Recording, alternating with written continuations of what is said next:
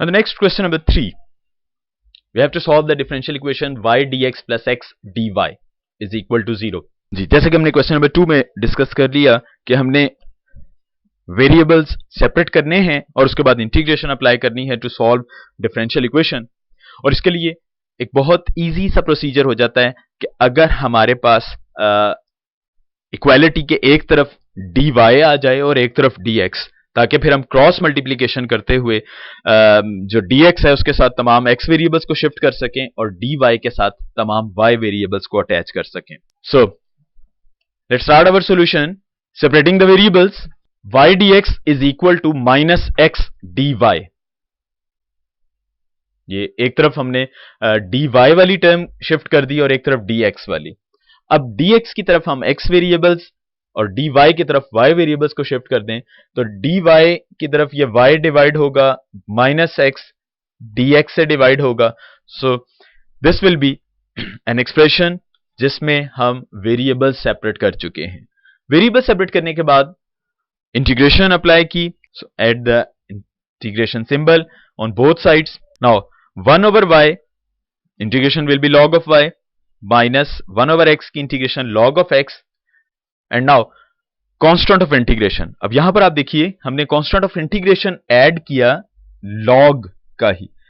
Again हम ये बात पहले भी कर चुके हैं कि अगर हम e raised to the power, जैसे कि हमने प्रीवियस क्वेश्चन में देखा कि कोई कांस्टेंट को लें तो भी आंसर एक कांस्टेंट आएगा, लिहाजा अगर हम log किसी कांस्टेंट का लें तब भी हमारे पास एक कांस्टेंट नंबर ही आएगा। तो नॉर्मली जब हम डिफरेंशियल इक्वेशन सॉल्व कर रहे हों और अगर उसमें log आ जाए इंटीग्रेशन करने के बाद तो कांस्टेंट भी log टाइप का ही ऐड कर देते हैं ताकि एक सिमेट्रिकल शेप बने और हम इजीली इसकी सिंप्लीफिकेशन कर सकें। अब ये देखिए log y, ये दो log ऐड और सब्ट्रैक्ट हो रहे हैं तो using log property that will become log c over x because this one is difference minus log x plus c, so log c over x.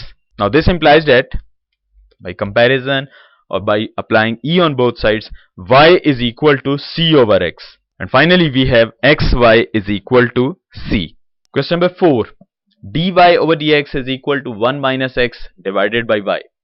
Again separating the variables, we have y dy is equal to 1 minus x dx. Cross multiply simply हमने किया, y को multiply कर दिया dy से and 1 minus x multiply by dx। Variable separate हो गए, इसके बाद इंटीग्रेशन अप्लाई की बोथ साइड्स पर। सो y dy 1 की अलग इंटीग्रेशन एंड माइनस x की अलग इंटीग्रेशन कर दी। लेफ्ट साइड इंटीग्रेशन हुई with respect to y and right side integration with respect to x। y की integration y square over 2 and right side पर 1 की इंटीग्रेशन x माइनस x की integration x square over 2 and plus constant of integration c1 multiplying by 2 on both sides we have y square, यानी यहां पर हमने 2 से multiply कर दिया है, simply multiply 2 on both sides. So y square is equal to 2 into x minus x square over 2 plus 2c1 and we have y square is equal to 2 into x, 2 cancel होगा, we have x square and plus 2c1 will become a constant c। इसलिए हमने यहां पर c simple नहीं लिया जैसे कि हम प्रीवियस क्वेश्चंस में करते आ रहे हैं। यहां पर हमने c1 से रिप्रेजेंट किया कांस्टेंट को और जब ये 2 से मल्टीप्लाई होगा तो अनदर कांस्टेंट अपीयर होगा, उसको हमने रिप्रेजेंट कर दिया बाय c। तो ये आपने देखा तीनों क्वेश्चंस में हमने जो c की रिप्रेजेंटेशन है वो डिफरेंट दी है, लेकिन बात एक ही है कि हम कांस्टेंट ऐड करेंगे इंटीग्रेशन का, बस उसका जो एक्सप्रेशन है उसको एक सिमेट्रिकल शेप में देने के लिए बाज़ औक़ात हम c सिंपल ऐड कर देंगे, बाज़ औक़ात log के साथ c को अटैच कर देंगे। और यहां पर हमने इसको c1 से रिप्रेजेंट किया वो जस्ट बिकॉज ऑफ दिस कि अगर हम यहां पर c लिख दें लाइक ये सिंपल c ऐड होता और जब 2 से मल्टीप्लाई होता तो 2 इंटू c। अब इसको हम c नहीं लिख सकते थे because c is a constant, जिसको 2 से मल्टीप्लाई करेंगे ऑब्वियसली एक कांस्टेंट आएगा, लेकिन अगर हम इसको भी c लिख दें तो ऐसा लग रहा है कि ये 2c से मल्टीप्लाई हो रहा है फिर भी c ही रह रहा है, यानी कोई फर्क नहीं पड़ा। तो सिर्फ इस चीज को सिंप्लीफाई करने के लिए हमने पहले c के बजाय c1 लिखा, c1 को 2 से मल्टीप्लाई किया, कांस्टेंट चेंज होगा उसको हमने c से रिप्रेजेंट कर दिया।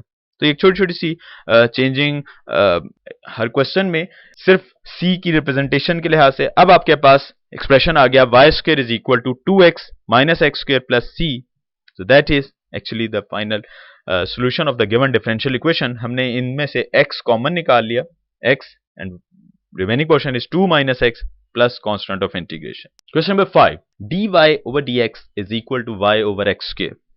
Again very simple question, dy separate किया वेरिएबल्स को, dy divided by y right side पर, dx किया तो x 1 ओवर एक्स स्क्वायर था जिसको हमने x raise to the power minus 2 लिख दिया।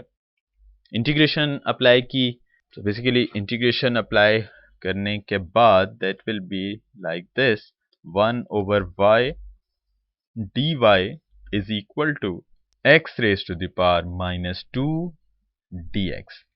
1 ओवर y की integration log of y is equal to x raise to power minus 2 की इंटीग्रेशन पावर रूल यूज करते हुए, पावर में 1 add, we have -1 divided by -1 and plus constant of integration.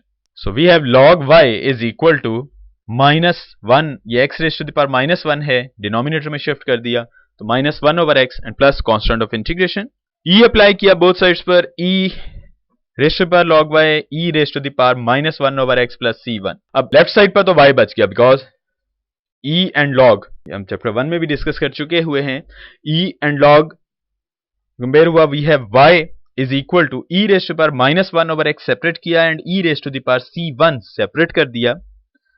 So we have y is equal to, this will be a constant e raise to the power c1 जिसको हमने c से represent कर दिया into e raise to the power -1 over x। So we have finally expression which is solution of the given differential equation।